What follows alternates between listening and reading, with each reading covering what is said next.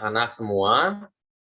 Seperti biasa, sebelum kita mulai kegiatan pembelajaran pada hari ini, alangkah baiknya kita berdoa terlebih dahulu. Berdoa menurut kepercayaannya masing-masing, berdoa dimulai.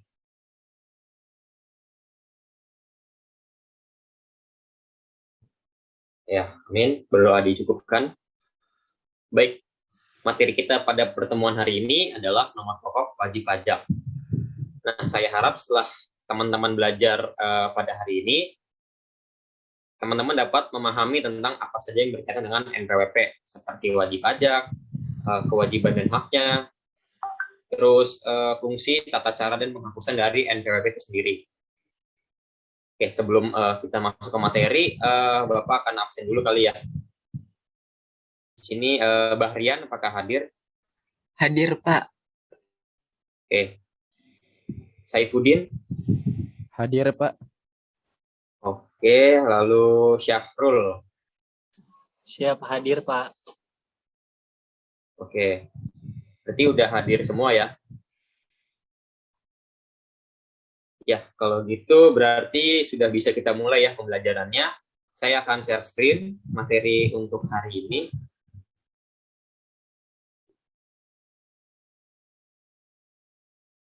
Ya, apakah sudah kelihatan? Sudah, Pak, sudah terlihat. Sudah, Pak. Sebentar.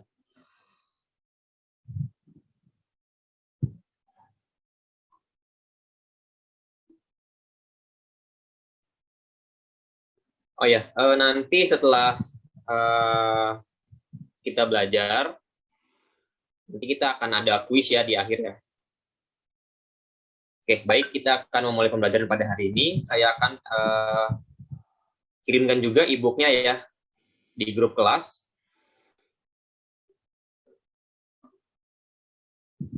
Ya, sudah saya kirimkan. Baik, untuk pokok bahasan materi pada hari ini itu ada 4 ya, yaitu wajib pajak, hak dan kewajiban wajib pajak, nomor pokok wajib pajak, dan pengajuan dan penghapusan dari NPWP.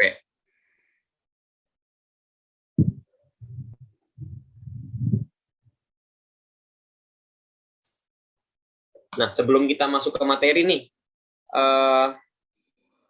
apa sih wajib pajak itu? Coba deh teman-teman, ada yang berani nggak nyampain pendapatnya terkait wajib pajak itu apa?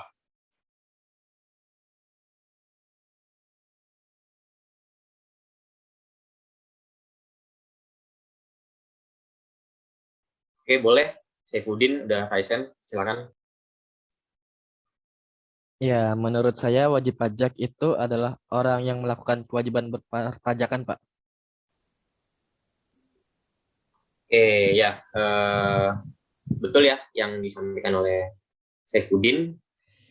Tapi coba kita lihat dulu ya materi yang saya bawakan. Oke, jadi wajib pajak itu adalah orang pribadi atau badan yang meliputi pembayaran pajak, pemotongan pajak, dan pemungutan pajak yang mempunyai hak dan kewajiban perpajakan sesuai dengan ketentuan peraturan perundang-undangan perpajakan. Nah, untuk pengelompokan wajib pajak itu sendiri terdiri dari 2, yaitu wajib pajak orang pribadi dan wajib pajak badan. Oke, untuk wajib pajak ini berdasarkan tempat tinggalnya ya. Wajib pajak orang pribadi dibagi menjadi 2, yaitu wajib pajak orang pribadi sebagai subjek pajak dalam negeri dan wajib pajak orang pribadi sebagai subjek pajak luar negeri. Nah, di sini ada keterangan untuk WPOP dalam negeri, yaitu orang pribadi yang bertempat tinggal di Indonesia pastinya ya.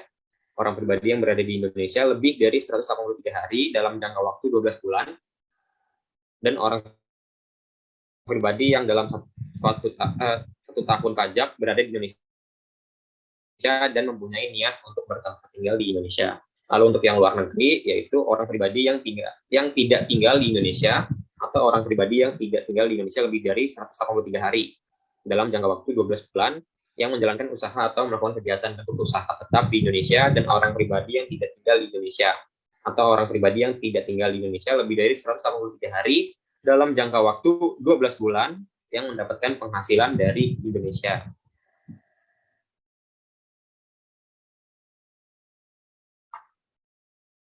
Nah, selanjutnya ini ada wajib pajak badan. Jadi wajib pajak badan itu adalah sekumpulan orang atau kelompok yang bergabung dan bekerja sama dalam bentuk modal yang diwajibkan untuk terlibat dalam ketentuan perpajakan terlepas dari mereka melakukan usaha atau tidak melakukan usaha. Nah, contohnya itu di sini ada PT ya, perseroan terbatas, ada CV atau perseroan komaniter, perseroan lainnya, BUMN, BUMD, firma, koperasi, persekutuan, dan lain-lain.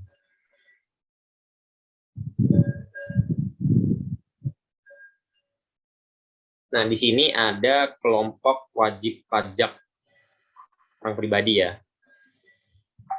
Di sini ada 5, yaitu orang pribadi yang induk, ya ini ditujukan untuk wajib pajak yang belum menikah atau seorang suami sebagai kepala keluarga.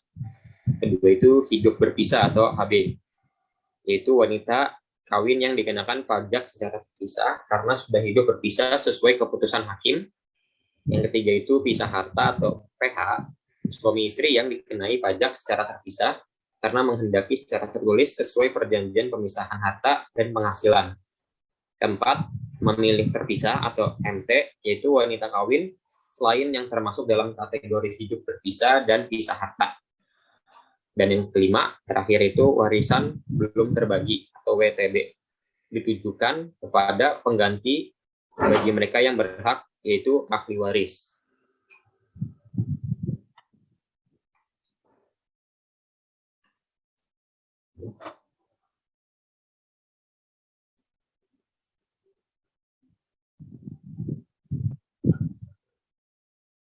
Nah, berarti tadi yang sudah dijelaskan oleh Saifuddin ya, pendapatnya itu benar ya. Jadi bukan hanya orang pribadi saja, tapi melainkan badan juga termasuk ke dalam wajib pajak. Nah, oke, selanjutnya ini kita akan masuk ke hak dan kewajiban dari wajib pajak. Nah, jadi hak dari wajib pajak itu sendiri, yang pertama itu hak atas kelebihan pembayaran pajak. Yang kedua itu hak kerahasiaan bagi wajib pajak. Ketiga, hak pengembalian pendahuluan kelebihan pembayaran pajak. Keempat, hak untuk mendapatkan pajak ditanggung pemerintah. Dan yang terakhir, hak untuk mendapatkan insentif perpajakan.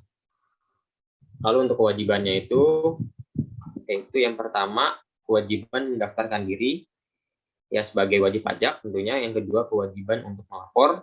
Dan yang terakhir, kewajiban pemeriksaan.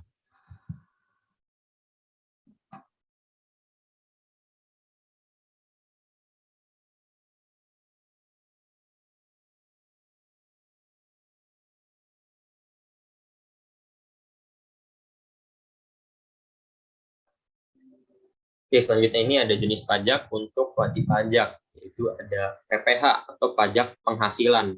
Nah, pajak penghasilan ini mungkin udah tidak asing lagi bagi kita ini, seperti PPH pasal 21, 6, terus pasal 4 gitu ya, ayat 2. Lalu ada PPN, pajak pertambahan nilai, ada PPHBM, pajak penjualan atas barang mewah. Ini maksudnya PPNBM ya, maaf ada typo. Dan yang terakhir ini ada BM atau bea materai.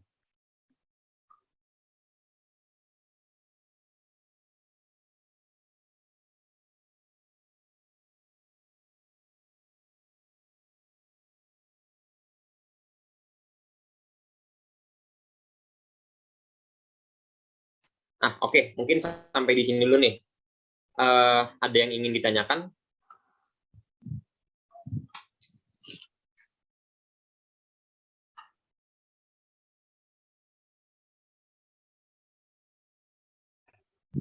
Ya, Bahrian, Raisen.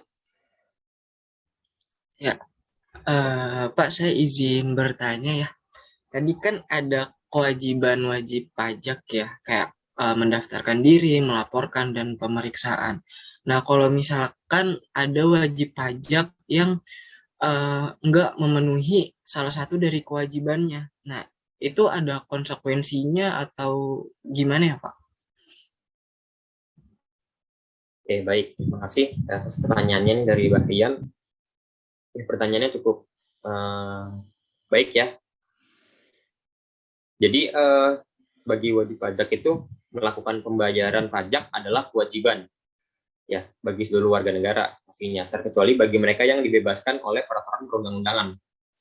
Lantaran sifatnya yang memaksa, negara menetapkan sanksi bagi wajib pajak yang tidak melakukan pembayaran pajak. Ya, jadi tujuannya agar wajib pajak ini semakin patuh untuk melakukan kewajiban perpajakannya. Nah, untuk sanksinya itu ada dua nih. Yang pertama itu ada sanksi administrasi, dan yang kedua itu ada sanksi pidana. Gimana, Mbak Rian? Apakah sudah paham? Sudah jelas? Oke, baik Pak. Sudah paham Pak, terima kasih atas jawabannya. Oke, baik. Sama. Nah, yang lain nih, ada yang mau ditanyakan nggak? Kalau nggak ada, bisa kita lanjut kali ya. Oke, selanjutnya ini kita masuk ke pokok pembahasan kedua, yaitu nomor pokok wajib pajak.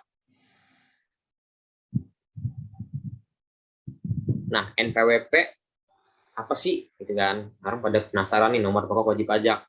Nah, di sini tuh ada penjelasannya. Jadi NPWP adalah nomor penanda yang diberikan kepada seorang wajib pajak untuk memenuhi persyaratan administrasi serta sebagai tanda pengenal diri, sehingga pemerintah bisa dengan mudah mengidentifikasi setiap wajib pajak atau WP dalam melaksanakan setiap hak dan kewajibannya. Setiap wajib pajak ini akan memiliki satu NPWP berupa nomor identitas yang tersusun dari 15 digit. 9 digit pertama merupakan kode wajib pajak, sedangkan 6 digit terakhir merupakan kode administrasi.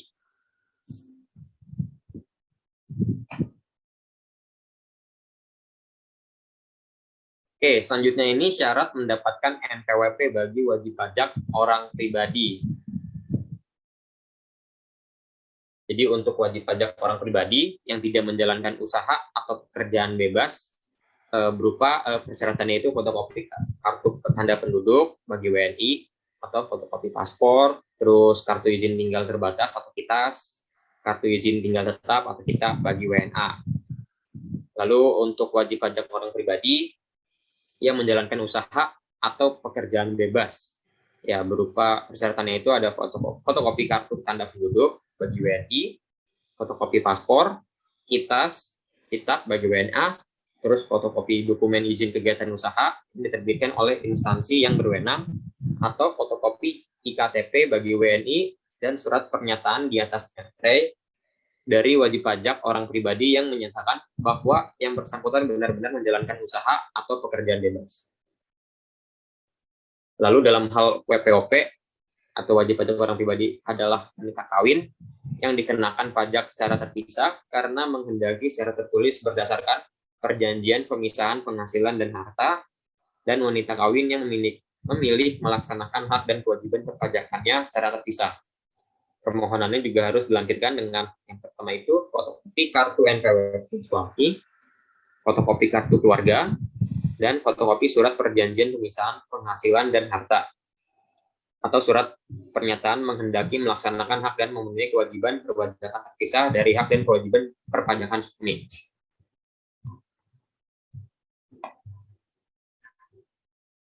Oke, lanjut. Selanjutnya ini ada syarat mendapatkan NPWP bagi wajib pajak badan. Nah, untuk wajib pajak badan yang memiliki kewajiban perpajakan sebagai pembayar pajak, pemotong, dan atau pemungut pajak sesuai ketentuan peraturan perundang-undangan perpajakan, termasuk bentuk usaha tetap dan kontraktor dan atau operator di bidang usaha hulu minyak dan gas bumi yang berorientasi pada profit. Ya, jadi syaratnya itu yang pertama fotokopi akta pendirian atau dokumen pendirian. Lalu yang kedua fotokopi kartu nomor pokok wajib pajak salah satu pengurus atau paspor ya gitu ya. Dan yang ketiga itu fotokopi dokumen izin usaha dan atau kegiatan yang diterbitkan oleh instansi yang berwenang.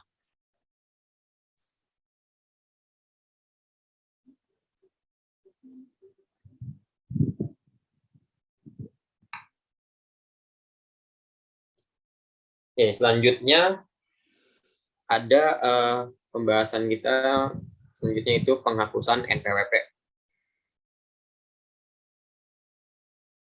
Nah, jadi siapa yang dapat mengajukan penghapusan dari NPWP ya. Nah, di sini nih ada wajib pajak bendahara pemerintah yang tidak lagi memenuhi syarat sebagai wajib pajak. Terus wajib pajak yang memiliki lebih dari satu NPWP, wajib pajak orang pribadi yang berstatus sebagai pengurus, komisaris, pemegang saham, atau pemilik yang diberikan NPWP. Lalu ada wajib pajak badan kantor perwakilan perusahaan asing, wanita yang memiliki NPWP dan menikah tanpa membuat perjanjian pemisahan harta, dan yang terakhir wajib pajak badan usaha tetap yang telah menghentikan kegiatan usahanya di Indonesia, dan wajib pajak badan selain perseroan terbatas dengan status tidak aktif.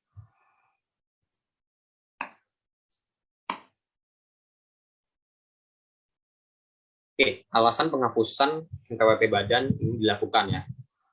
Jadi itu alasan yang pertama itu biasanya itu ada banyak alasan kenapa badan usaha ini ingin melakukan penghapusan NPWP. Itu kebanyakan faktor yang melatar belakangi penghapusan NPWP adalah karena perusahaan itu dihentikan atau tutup usaha ya. Lalu karena pembuatan NPWP menandakan bahwa badan usaha itu sudah resmi dijalankan, maka penghapusan NPWP menandakan tutupnya kegiatan usaha di Indonesia.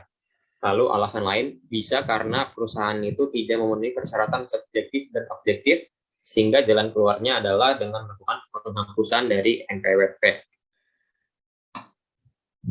badan.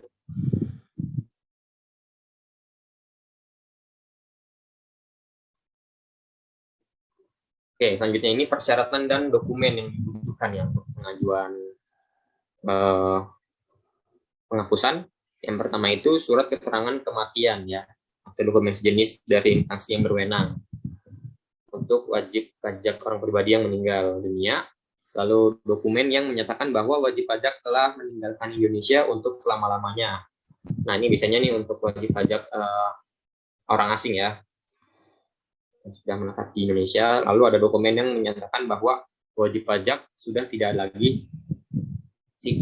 lagi kewajiban sebagai bendahara untuk bendahara pemerintah, surat pernyataan mengenai kepemilikan NPWP ganda ya, lebih dari satu NPWP, fotokopi buku nikah atau dokumen sejenis ya, dan surat pernyataan tidak membuat perjanjian pemisahan harta dan penghasilan, atau surat pernyataan tidak ingin melaksanakan hak dan memenuhi kewajiban perpajakan terpisah dari suami. Dan yang terakhir ada dokumen yang menunjukkan bahwa wajib pajak badan termasuk bentuk usaha tetap telah dibubarkan, itu ya, sehingga tidak memenuhi persyaratan subjektif dan objektif. Biasanya untuk wajib pajak badan.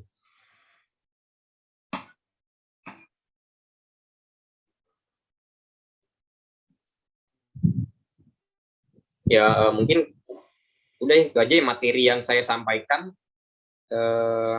Kira-kira ada yang masih bingung atau ingin ditanyakan nih dari teman-teman?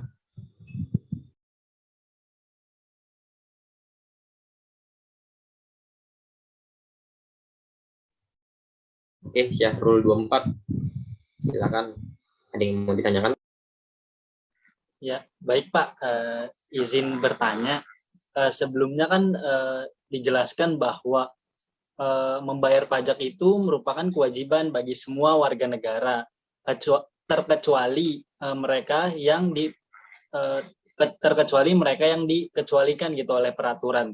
Nah, yang saya ingin tanyakan adalah, nah yang dikecualikan itu siapa aja ya Pak, kalau boleh tahu? Sekian sih Pak, terima kasih. Wassalamualaikum warahmatullahi wabarakatuh. Oke, baik ya. Pertanyaannya berkaitan sama ini tadi ya, yang ditanyakan oleh Mbak Rian ya, jawaban dari saya yang ditanyakan oleh Mbak Rian. Ya, jadi yang termasuk ke dalam orang yang dibebaskan pajaknya yaitu pekerja dengan penghasilan di bawah 4,5 juta per bulan. Ya, karena ya bisa dibilang kecil ya untuk 4,5 juta ya. Dengan gaji segitu harus dipotong dengan pajak. Lalu selanjutnya itu UMKM atau pedagang kecil yang omset setahunnya tidak sampai dengan 500 juta. Jadi omset per tahunnya itu di bawah 500 juta untuk UMKM atau pedagang kecil. Nah, gimana Syahrul? Apakah sudah jelas, sudah paham? Ya, baik Pak, terima kasih jawabannya sudah cukup jelas. Oke, sama-sama. Nah, sampai di sini apakah ada yang ingin ditanyakan lagi? Kalau nggak ada, berarti sudah cukup paham ya.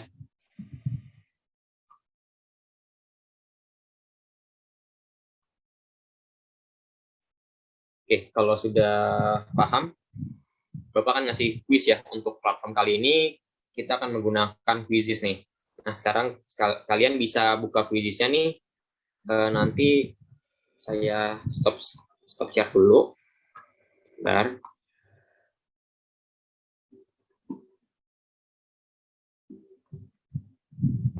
Nah, ini ya untuk kodenya. Boleh nih, silakan dimasukkan kodenya terlebih dahulu. Ya Pak, maaf Pak, saya izin off cam ya Pak karena saya pakai handphone di device. Oh iya, nggak apa-apa, Syahrul.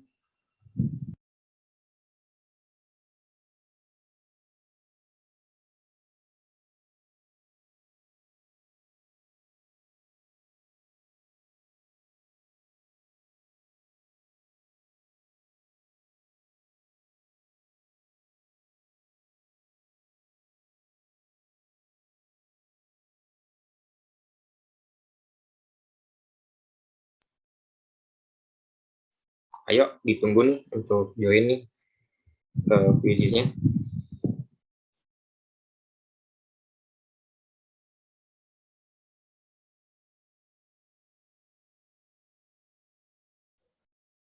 Maaf Pak, saya sudah join tapi kok belum ada ya?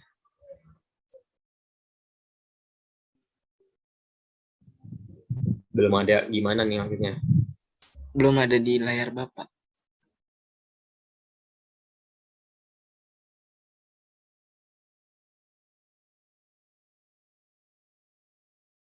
Iya Pak, sama Pak, saya juga Pak. Saya sudah join tapi belum di layar Bapak belum kelihatan. Oke, sebentar coba di refresh dulu ya.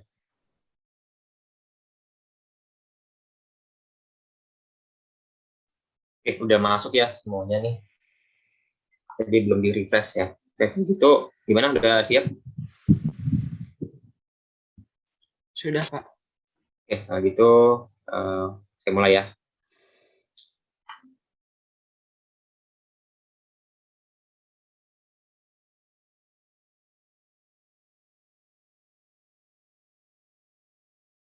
Oke, ini udah semuanya selesai nih. Ini kalau lihat dari hasilnya nih benar semua ya jawabannya.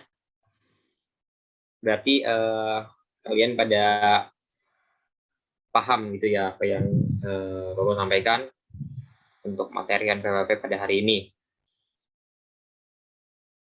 Oke, mungkin udah kali ya, habis kuis ini udah kita cukupkan saja. Baik untuk pertemuan kali ini sudah selesai, sudah berakhir. Terima kasih telah mengikuti pembelajaran saya pada hari ini. Mungkin kita tutup dulu ya dengan doa. Berdoa menurut saya masing-masing, berdoa dimulai.